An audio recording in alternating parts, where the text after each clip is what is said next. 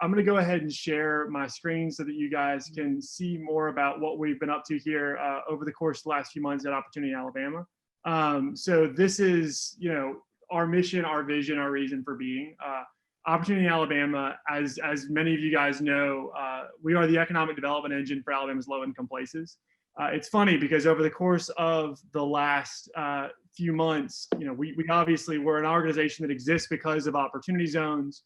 We're an organization that was founded because of opportunity zones. But if COVID's taught us anything, it's that what you do on one side of a census tract line impacts what happens on the other side of a census tract line and vice versa. So I think most of what you'll hear about today, or a good chunk of what you'll hear about today, is not just about kind of what's happened in the opportunity zones world, but really how what's happening in the opportunity zones world translates to low-income communities across, Alabama and across the U.S., whether they're opportunity zones or not. At Opportunity Alabama, most of you joining this webinar, I hope have good background on us and know that we have three big constituencies that we work with on a consistent basis: communities, project sponsors, and then investors. And we've built out specific programming during 2020 for each of those different groups, which we will talk about here in a minute. I'll wind up walking through each of these, but one thing to highlight, one of the most interesting things that's happened to us in 2020 has been our more concerted, consistent focus on impact and on how we can drive impact across each of these three verticals. So let's talk for a minute about what we're doing for communities. This is obviously the first and most important leg of the stool of what we do at Opportunity Alabama. We've made a lot of progress in 2020, both on the urban side and I think more particularly on the rural side.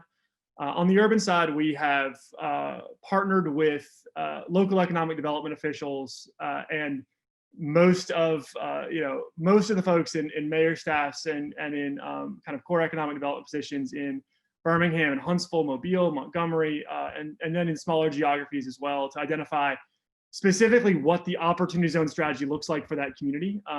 Is it a network of trails or a complete street along a major corridor that can facilitate longer term economic growth in that opportunity zone? Is it a broad-based educational effort like we kicked off in Birmingham around OZs? Is it a set of marketing materials like we helped Mobile to produce? So have worked individually with each of the major urban communities. But what we realized in 2020, and this was a COVID realization, was that we looked at our pipeline in rural and said, we're not doing enough to generate new pipeline in rural places. And part of the reason why is because so often when you're working on a rural project, you've got a local sponsor team, you've got a local economic developer that realizes a pressing need. Clay County, Alabama needs housing desperately. Everyone in Clay County, Alabama knows that they need housing desperately, but there is, Lamar will be the first person to tell you this, local economic developer, there's no one in Clay County that has this suite of expertise necessary to actually get a comprehensive rental, 20 units of single family or multifamily rental teed up to serve that need. So that's a gap that we saw at Opportunity Alabama that we thought back in, as COVID was really kind of sweeping away a lot of the, our need to go do individual educational events for communities. It's hard to put 30 people in a room to talk about opportunity zones when you can't put 30 people in a room. So decided, let's use this time that's now been freed up to actually focus on really scaling these projects in rural places. And that's what we did. We formed a new initiative called the Rural Recovery Accelerator that's got a few kind of core programming areas. One, every community we go into with this program, which is effectively it's about an 8 to 12 week program that's called an accelerator for a reason. It acts like a business accelerator, except for communities that have projects, that have potentially scalable opportunity zone projects. And just like a business accelerator, the vision here is, let's take what you have, let's not write you a new strategic plan, let's not put something on a shelf that's never going to come off. Let's take all of the collective wisdom that you can put together with your local economic development community, your chamber of commerce, your local elected officials, put all of us in a room, meet on a weekly basis, and start to actually scale some of these projects that you can do because there's local demand. Well, how do you do that? Well, one, it's building marketing materials. Two, it's building demand assessments for particular project types. Three, it's actually building out pro formas for what these projects could look like and how they could work. And that's anything from a broadband project to a, to a business incubator, to a grocery store, to a mixed use downtown revitalization with retail on bottom and lofts up top. So it's been really fun to kind of build out this suite of programming, and to work with now our first official 2 cohorts of Rural Recovery Accelerator. First one from basically July through September, and the last one from September to present. Have worked now with 12 communities across the state, and that's, as we'll talk about in a second, Appalachian Regional Commission and Delta Regional Authority areas. So have been just incredibly proud of the programming we've been able to put together. Out of our first round of 6 cohort participants, we actually have at least one project in every one of those communities that did not exist before the cohort that now exists, with full scope marketing materials, demand assessments, pro forma, in some cases actually now a developer attached to the project, even in one case, like, funding identified and, moving towards closing, which we couldn't be happier with results so far, and they're continuing to work obviously on that. None of that, what I just told you, would be possible without the incredible generous support of the folks you see on this slide, particularly Appalachian Regional Commission and Delta Regional Authority. They have been wonderful, wonderful partners to us this year. And, we literally would not be there, could not be doing this without their incredible support. Would say the same of our friends at Truist and EFA. Truist particularly is actually focused on scaling projects on HBCU, doing the same process, but for HBCU campuses. We've been working closely with Stillman College on a really interesting mixed use project they have there that's gone through the exact same process in microcosm. So on the project side, we've done, it's been a great year too. We've been quite busy. We've got, well over 200 different opportunities that we've identified, 50 of which we're actively out there in the market, introducing to folks or working directly with project teams on technical assistance to help them figure out how to make the OZ function of this work.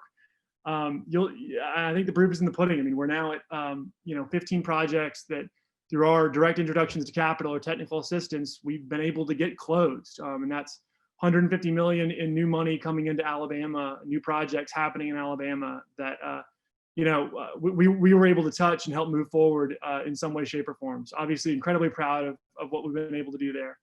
On the access to capital side, this is kind of last leg of the stool. It's investors, who are they? How are we getting them in? So this has been, 2020 has been a very interesting year, and you'll hear a lot more about this from the other panelists, for people that deal with money and people that deal with investors, because at the end of the day, the capital markets are pretty twisty-turvy, but for whatever reason, I think we've been able to keep strong demand in the pipeline for OZ investments. We've been able to work with a number of funds, including Woodforest, to close some really interesting transactions here in Alabama. And they've been an incredible partner, as has PNC, closing projects like American Life, Ed Shelley's deal that just opened a few weeks back and is already well through the lease up cycle, way ahead of expectations, which is a really cool thing to see. So, on the access to capital side, obviously, we've continued to build out partnerships, but one of the things that we noticed, a big gap in the ecosystem that we noticed in 2020, and one of our big discussion points today is going to be, how do we get more local investors in Alabama off the sidelines and into projects? Because much of our frustration so far has been, hey, I've got a random investor, I've got a $200,000 gain event. How do I play in this ecosystem? Well, if I don't have just the right project for them, just the right time, given the OZ timing guidelines, given an individual investor's diligence capacity, it can be hard to make that math work, make those gears mesh. So it's been really, really interesting and really fun to bring Blueprint in as a sort of a partner alongside of us in this process. And obviously we'll talk a lot more about that later. Probably the biggest thing that I'm proud of this year for OPAL, national competition that was held earlier in the year, back in February, when we could actually go see people. Big national contest that Forbes put out in conjunction with the Sorensen Institute to find the best organizations in the U.S. that were leveraging opportunity zones effectively for community benefit, and we were named sort of the best state in the U.S. at building an opportunity zones ecosystem. So we're incredibly proud of that. There's a really cool video that goes along with this that happy to send all of you guys afterwards, and if you're on our mailing list, you've already seen. But it's been a good year for Opportunity Alabama, and we're really proud of the progress we've made. Thank you for that, Alex. And it's very impressive to see all the work that you and the team have done and are continuing to do in the state of Alabama.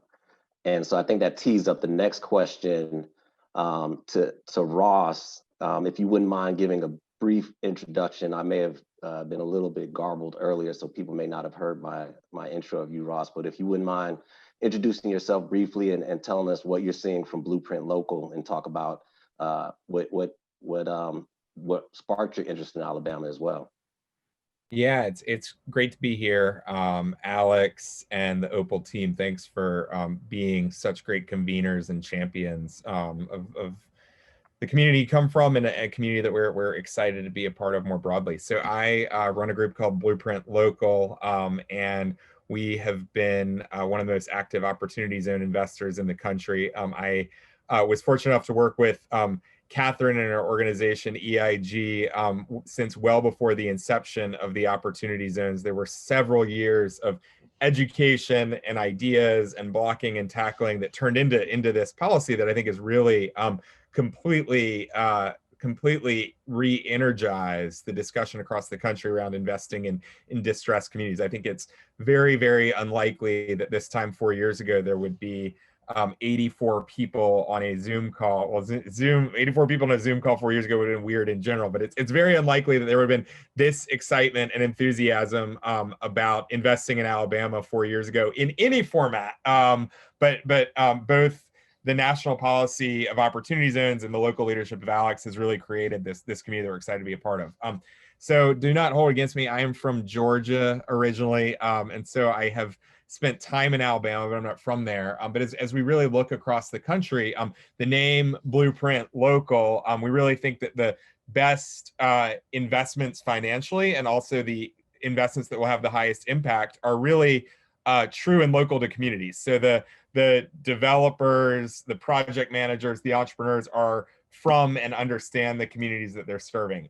When local money, when local investors are in projects, that makes everybody more aligned to create long-term value. And so we have been engaged primarily across the Southeast, kind of from DC to Texas inclusive, and have over 50 million in projects, but have been extremely excited about what Alex and Opportunity Alabama have been doing, getting a bunch of different stakeholders in Alabama all running and rowing and investing and building in the same direction. And so earlier this year, as we saw a lot of opportunity, a lot of excitement in Alabama, and wanted to understand what investments might look like, we entered into a partnership with Opportunity Alabama, where our team, which has about $3 billion of real estate experience across the country, joined forces with Alex to take a deep dive on the most promising opportunities and projects. And I think it's very impressive what many people on this call have done, and that's 1% of what can be done over the next decade plus. And so happy to go into more detail about what we're seeing and what we're learning, but that's kind of how we're coming here. Thanks, Ross, for that. And just as a reminder to everyone in the audience, please use the chat function for questions. We will try to end on time, so we want to respect everyone's time. And so with that said, I'll tee up Catherine, who, as I mentioned, you may not have heard my introduction of her, but she's the Director of Policy at the Economic Innovation Group. And the question I have for you, Catherine, is what did this year look like on the Hill, and more broadly from a regulatory, and what are you seeing up in DC? Yeah, sure. So hi, everyone. Thanks again so much for having me as part of this. So just a brief background on EIG and why we're in a position, I'm in a position today to talk a little bit about what's going on in DC. I am based in DC, in snowy DC at the moment. And EIG is a bipartisan research and advocacy organization that, as Ross mentioned, played a integral role in the development of the concept of opportunity zones, and then ultimately turning that into legislation with our congressional partners and champions. And then since then have been really working on implementation on a variety of different levels. So very involved in the regulatory process that took place over the last couple of years, and putting that regime in place. We've also been working with communities and partners like Opportunity Alabama and Blueprint to better understand what are some of those market needs and how can we be creating some of the resources to really fill some of those gaps in what is a very new market. And so naturally there will be, there's some infrastructure that needs to be built, there's education that needs to be done, and our goal is to be a helpful partner in those efforts as well. So with that said, in terms of what's happened in DC, this past year, there has not been a ton of legislating, in Congress, at least on opportunity zones. Obviously, we've seen some monumental legislation, in terms of, relief packages. Hopefully we'll see another one before the end of this week. But in terms of opportunity zones, there have not been a ton of legislative changes. That said, I think what we are seeing though is policymakers understanding that opportunity zones will play a really important role in the recovery. I think we're hopefully getting there, with vaccines now hitting the streets. Likely 2021 will be the time where we are, looking at the kind of economic disruption and its impacts over the past year, and how do we move forward in a more inclusive way.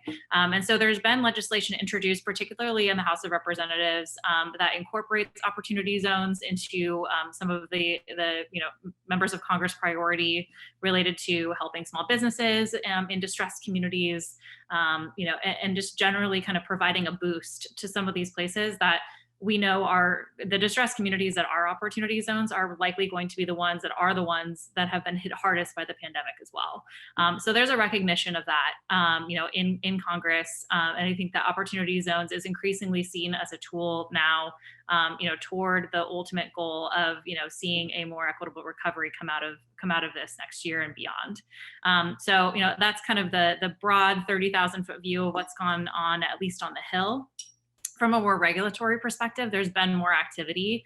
IRS and Treasury were actually quite responsive, all things considered, in terms of providing additional regulatory relief for opportunity funds in particular, extending out some of the deadlines, by which time, and I know Alex will chime in here as the former tax lawyer, current tax lawyer, and help me fill in some of the gaps here as well. But essentially, allowing and extending out of some of that timing, or the deadlines related to the 180 days by which when you recognize a gain and you have to put that into a fund. Now you have until the end of the year to do that. So, there's an understanding that the market did freeze in some way, and, a lot of the normal due diligence that's required in order to complete that investing, to fully deploy capital. It was really hard to do when you can't travel and when you can't meet with people.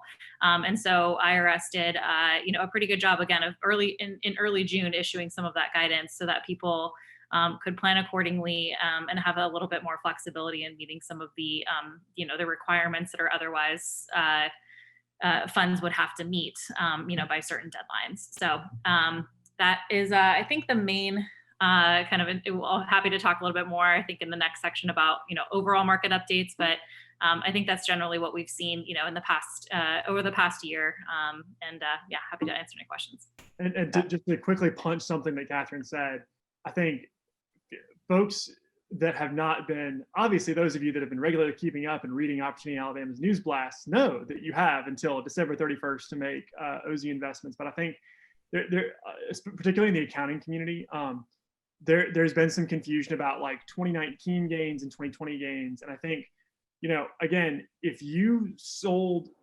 something in 2019 that created a pass-through gain event, you have until the end of this year, until December 31st, to put that pass-through gain event into an opportunity zone investment. If you sold something individually, like in your own name, from really October of 2019 to present, you've likely got until the end of this year to make your OZ investment. So, I mean, there's those time guidelines, I think, are the changes are a really big deal. And obviously, the closer we get to the end of the year, the bigger of a deal they are. So, if any of you guys have specific questions about gains or timing that are on the call, please feel free. We'll have our contact info at the end, but please feel free to reach out to us, because this is still something that we're seeing some market confusion around. Thanks, Alex and Catherine. And Ross, Catherine, this next question is for you. What are you just seeing more broadly? If we take a step back, obviously there's a lot of information around opportunity zones, and across the United States, people have different perspectives. What are you seeing more broadly in the market in terms of types of deals, sentiment, any ways that projects are being impactful and the like? Yeah, sure. So I have a lot of different thoughts on this, so hopefully I can weave together in a somewhat coherent narrative. But I think obviously we saw the regulations kind of come together at the end of last year. So entering into 2020, I think we saw 2020 as what we hope to be kind of the breakthrough year for opportunity zones.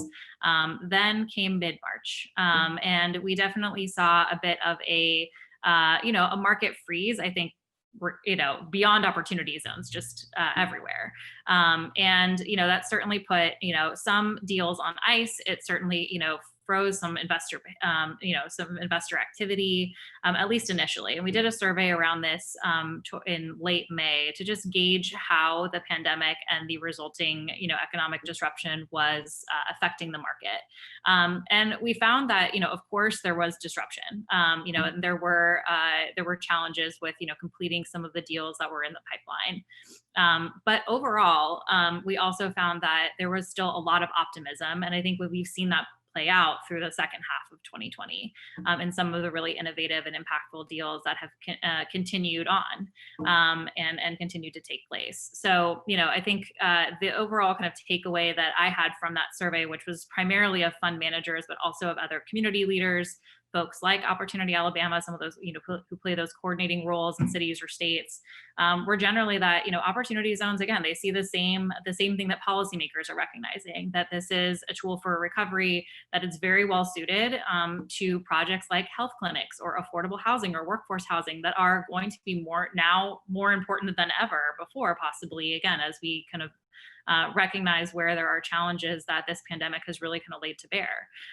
And so I think that there's a lot of optimism for opportunity zones. There was also a lot of, survey respondents who said that some legislative changes may be really helpful in making this even more effective, particularly extending out that 2026 back date was one example of that. So anyway, so I think all that's just to say that while there was certainly some challenges within the market this year, there's also, I think, a real recognition of opportunity, to overuse that word, which is inevitable when talking about OZs. And we see that, like I said, we see that play out in terms of some of the impactful projects that have gone through, that have taken place. We put out these OZ digests to the Hill on a regular basis of kind of what are some of the exciting new activity. And it never ceases to amaze me the types of projects that we're seeing, particularly on the operating business side. And I think that that's a really important, sector of the market that we at EIG care a lot about seeing grow and, and hopefully take off. I think we're really starting to see that with the final regulations providing a lot more clarity in that space. And even a recent New York Times article that talked a little bit about, some of of course, the challenges that everyone's facing, but that opportunity zones really are, delivering capital into a lot of these communities, not just on the real estate side, but also to operating business that are located here as well. So it was a really good piece that I think highlighted a lot of the types of deals that we're starting to see really take shape, particularly in the second half of 2020. And before I know others will want to chime in here too, but I'll do a quick shameless plug for a couple of things that we came out with in terms of new resources this year as well. One is a report it's called Delivering Opportunity, that we focused on Indiana, but there are widely applicable kind of lessons, I think, learned or best practices that could be taken from that report.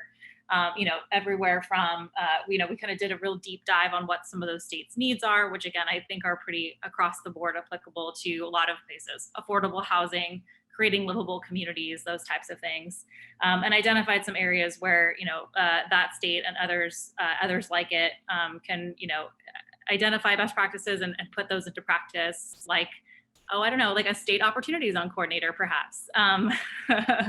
And so, recognizing some of the great work that's happened in Alabama and other places, Baltimore is another where I know Blueprint has had, a lot of success as well. We're really understanding what's been working and trying to put that into practice and into play in some of these resources for the larger OZ community. I feel like I've been talking for a lot too, so I'll hold on talking about our childhood outcomes report, and maybe we can bring in others, and I can always come back to that. No, thanks for that, Catherine. And I think the points you mentioned are very valid in terms of, opportunity. You're going to use that word quite often, but opportunities in each individual community will be unique to that community. Ross, did you have anything you'd like to add from what you're seeing from a national perspective? Yeah, I mean, I think that every time you hear Alex talk, it's always about the motion and progress and excitement that is going on in Alabama. The revitalization of downtown Birmingham, the really attractive growth in Huntsville, and that's true, and that has been happening for years. But we invest across the Southeast. The projects that we've been engaged in are kind of from the DC area where I live to Texas, inclusive, like I said. And I think we're seeing a trend across the country that we call Zoom towns, towns like Birmingham and Huntsville that were attractive places for people to move to, or for people who are from Alabama and left for Atlanta to move back home to, like Lindsay, for a long time. But the inertia of I've got to be in a big city like New York or DC to have the career that I want really held people back from wanting to move home to Birmingham. I just had a friend from New York who grew up in Birmingham. We went to University of Virginia together. He and his wife lived in New York, and they never would have thought they would have moved back to Birmingham, even though they really wanted to live there. And then when their jobs in New York went 100% remote, they're like, all right, that's it. We're moving back to Birmingham with our two little kids.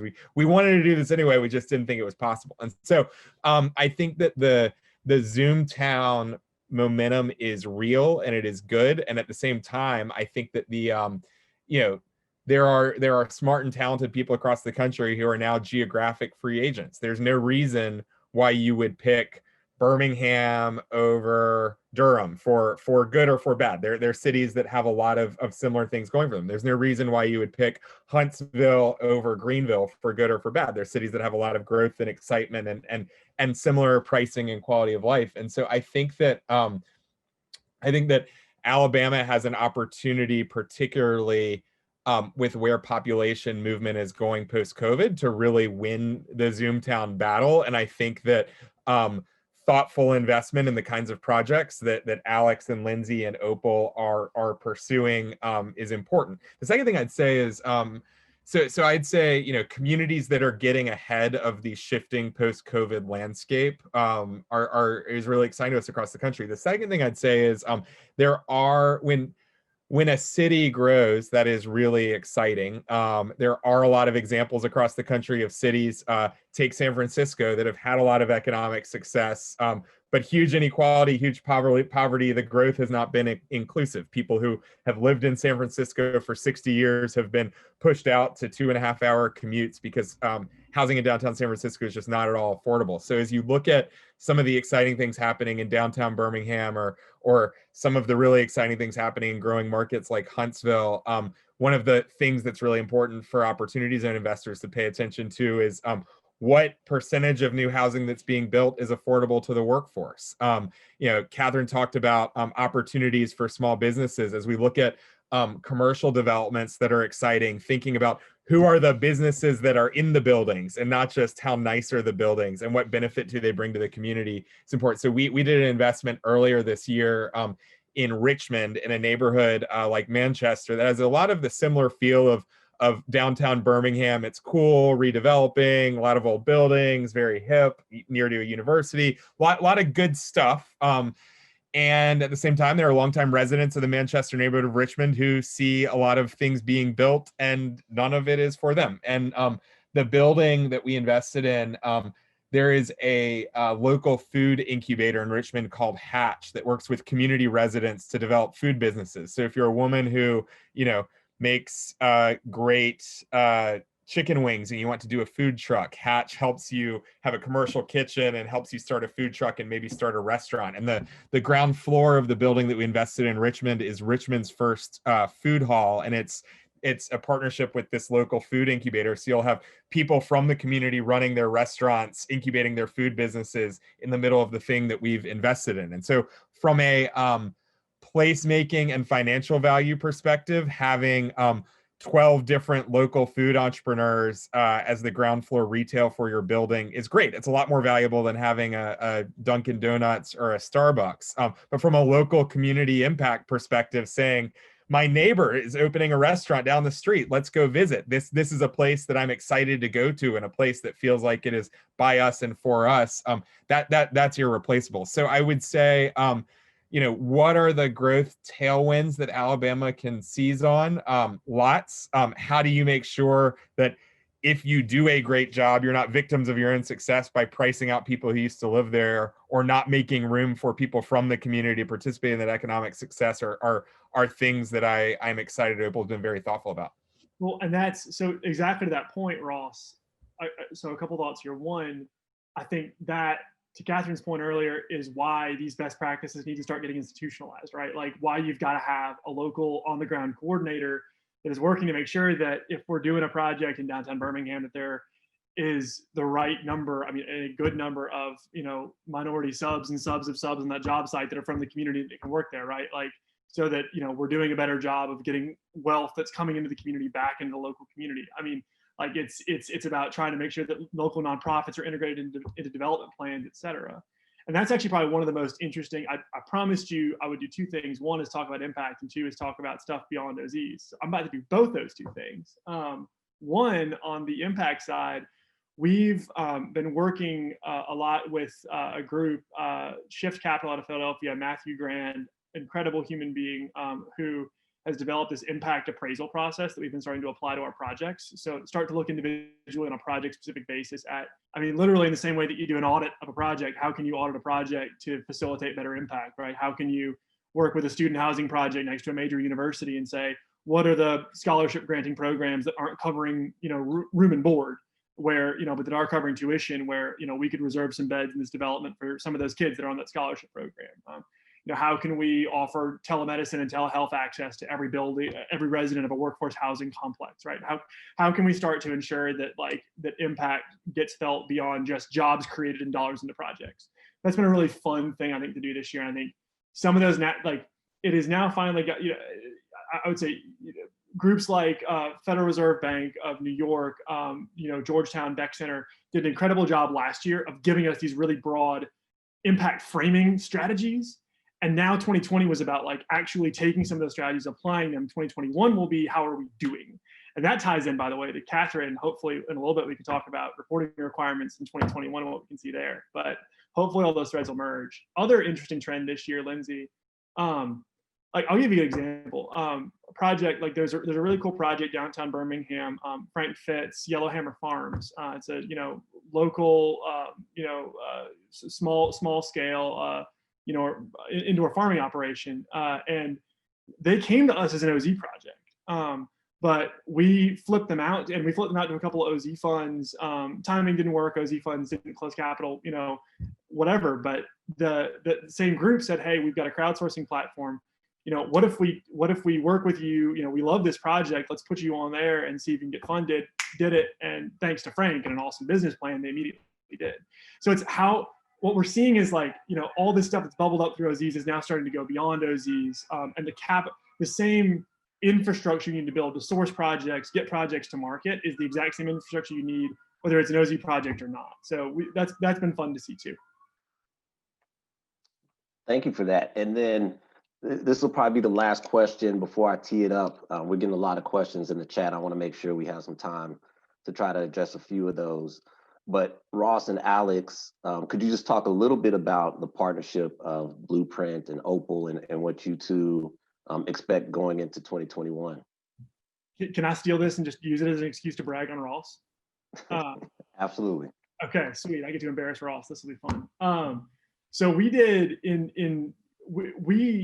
and again, this is a huge thank you to Appalachian Regional Commission for being supporters of this, but we did a national RFI in late 2019 before we were cool and Forbes recognized us as anything but a little ordinary group doing yeoman's work in Alabama. Put it out there to the universe to say, hey, who wants to engage with us in impact-oriented placemaking on a statewide basis? Who's got the ability to look at real estate, look at operating businesses? Who's got the ability to take the raw ecosystem that we've assembled and put a private equity lens, New York, Wall Street quality, diligence memoranda together around projects, back office, be able to actually, do fund administration, all of the things you need to do to more consistently connect local capital. And frankly, like, people that have serious dollars and that want a serious diligence infrastructure and investment infrastructure to projects. But that person, whoever that is, got to be all about impact, and they've got to be able to think about impact the same way we do. Had a lot of really interesting responses to that, but far and away, there was no question in our minds that Blueprint was the most aligned organization with us nationally from a shared common DNA perspective. I mean, Ross has done this for the better part of a decade, better part of a couple decades at Village Capital. Had done it on the operating business side. He's got folks on his team that have been in the real estate space and underwritten literally billions of dollars worth of real estate transactions. So they've been there, they've done that on both sides of the house over multiple decades, and have done it successfully in OZs too, right? Like have done it from all the way from Texas up to Baltimore. So we could not have been more excited about the partnership and the way that it's starting to shake out. And I think stay tuned for upcoming webinar in early 2021 on the results of that collaboration, which we will be very excited to announce in early next year. Thanks, Alex. And Catherine, I'll direct this next question to you, but Ross and Alex, feel free to chime in. And maybe just to give consideration to the timing, I want to make sure we have a couple minutes at the end. If you wouldn't mind just talking about what you see going into 2021 and your thoughts and views on opportunity zones, as we push forward into the next few years, and any parting thoughts that you'd like to leave for the broader group. Yeah, sure. So I'll try to answer some of the questions that I've seen in the chat a little bit too about just asking about the future of OZs in 2021 from more of a congressional perspective too. So or in the next administration. So obviously a lot of changes here happening in DC, and next year we anticipate, of course, a new Congress, the Biden administration coming in. And likely some changes and enhancements and improvements that we hope to opportunity zones and the incentive. I saw one particular question about if we anticipate kind of repeal, and the answer is no, we don't anticipate that. First of all, even though the Senate is still a little bit up in the air with Georgia, in their Senate races on January 5th. So we still don't have a great sense of who yet it will be in the majority there. But either way, the margins that will be, the Senate will be operating under will be razor thin, whoever has that majority. And so, when I speak to, our particularly OZ champions on the Hill, the message is that everything will continue to be bipartisan. It will have to be. And so, I think with that in mind, and the fact that this is already a bipartisan, this has already been a bipartisan incentive from the start, from the get-go, and there's been a great kind of history of bipartisan, workmanship on this issue. We certainly anticipate more of that to continue. From the administration side of things, they've incorporated opportunity zones as part of their racial equity plan and their Build Back Better plan. And within that, they have a few ideas for how it can be improved in order to kind of fulfill its promise, is how they frame it. Reporting it and transparency requirements is one of them, as Alex alluded to earlier. That's something that we have been, beating the drum on for almost 3 years now, and certainly hope to see something like that done. It has broad support, bipartisan support for, putting a reporting regime in place there. And hopefully that will all give us a better sense of what's actually happening, what is the impact, on these communities. As we've been talking about impactful projects, obviously having, the ability to really have the data to fully assess that and assess, the effectiveness of this incentive will be incredibly helpful, in the future.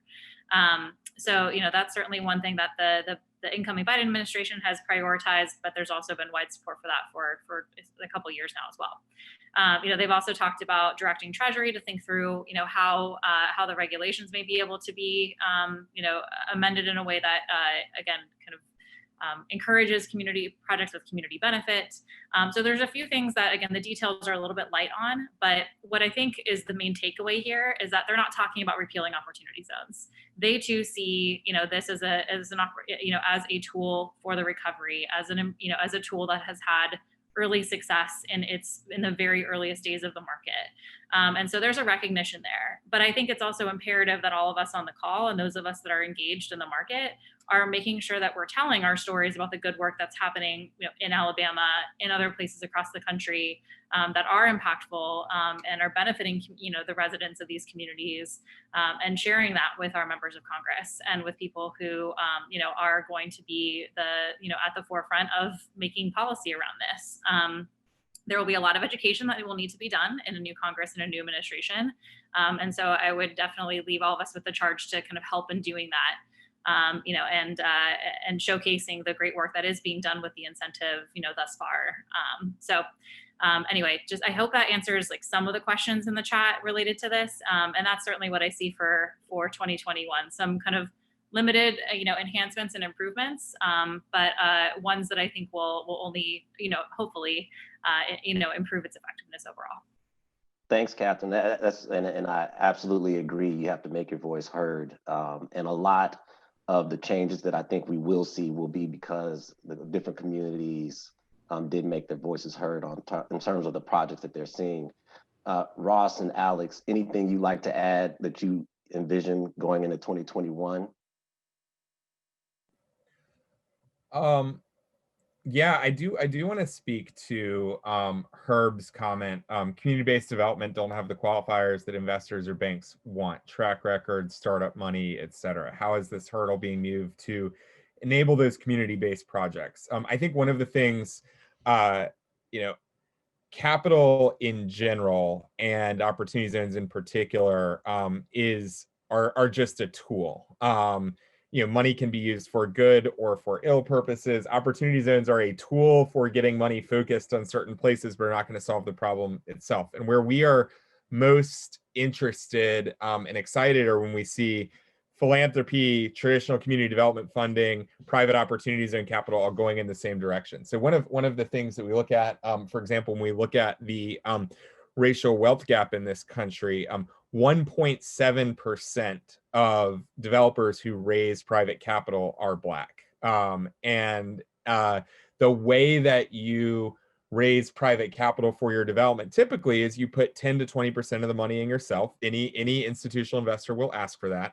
The average white family in America has a net worth of about 100,000. The average Black family in America has a net worth of less than 10,000. If you don't have things to start with, it's hard to go to a bank and say, I'm putting my own money in. And so we are very interested in models where, for example, philanthropic or community development capital is providing project financing, pre-development funding to developers of color. Those are things that are happening across the country that I know Alex is enthusiastic about bringing to Alabama. The other thing is, if you look at current opportunity zone investors across the country, they largely look like me and are about 40 years older. It's like old white guys. And that's who has the money in America. And if you're creating wealth, through opportunity zone investments, having people in the community participate in that wealth creation is really important. So I think one of the things that we're seeing some innovation around, and again, Alex and Opportunity Alabama have some ideas around this, are getting much smaller dollar amount investments and having people in communities have the opportunity, even if it's small compared to the rich old white guys, it's meaningful to the investors, stakes in these projects that happen. So I do think that we need to, and 2020 has been a year of national reflection, rightly so, of systemic and institutional injustice in our country and wealth disparities and racial disparities and how we got that way. But looking at how do we have more representative developer group? How do we have more representative contractor and subcontractor group? How do we have the entrepreneurs who are on the ground floor of the building we invest in reflect the community that it's in? How do we broaden the base of who gets to invest in these funds and ultimately make money if the funds are financially successful? Are really important questions. And I think Opportunity Alabama has some exciting ideas getting out ahead of it. Yeah. So this is why this is the whole common DNA thing from earlier. That's ditto what Ross just said. And let me actually let me do what Ross did and answer a question while I'm giving a comment here. So Stephen, as always, has super interesting insight, and you can see it in the chat. It's a lot longer than I'll do it in justice if I try to read the whole thing. But effectively, his point is that we there needs to be infrastructure. There needs to be common infrastructure that can link a large number of smaller dollar value investors, potentially capital gains investors, larger institutional stakeholders that want to participate in kind of the deal flow that we're seeing come out of all the different pots that we've talked about today, right? The urban areas, the rural, just across the board, how do we create an aggregated vehicle that can slot these folks into projects? And obviously, Stephen, to your question, that's something that we've been thinking a lot about over the course of the last 6 months since our Blueprint relationship started. And would suffice it to say this for now. I think that there is no better partner in the U.S. to be thinking about how to build exactly that infrastructure where you can combine all those groups under one roof, under one common management system to pool capital and potentially invest in that pipeline of projects that we've created than our friends at Blueprint. So stay tuned for more on that. I think when you ask me what 2021 looks like, 2021 looks a lot like the answer to that question, and the answer to that question in exactly the way that Ross said. In how can we answer that question in the most equitable way possible, in the way that produces the returns that investors really need to use this incentive in, and that can facilitate better outcomes for the state.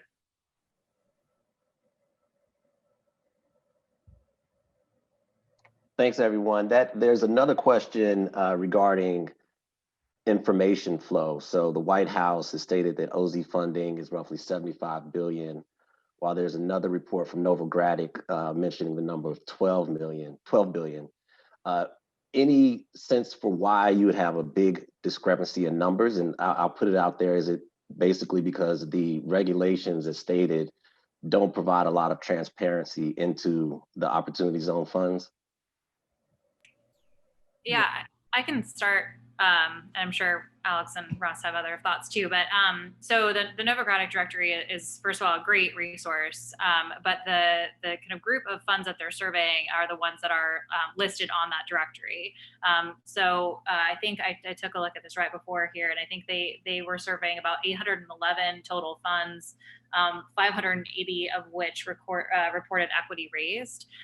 So it's a pretty significant sample size, of course, but it's likely not the entire universe, of funds that are out there that are not, listed on the directory, that are not kind of within the purview of kind of Novogradac's, contact list to survey, for this.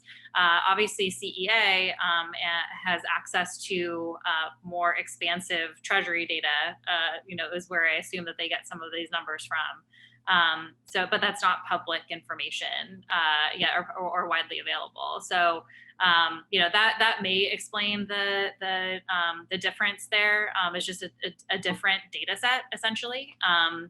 But I think with CEA, I think, again, it's still a little bit unclear on exactly kind of the universe that they're working with there to get that $75 billion number as well. But go ahead, Alex.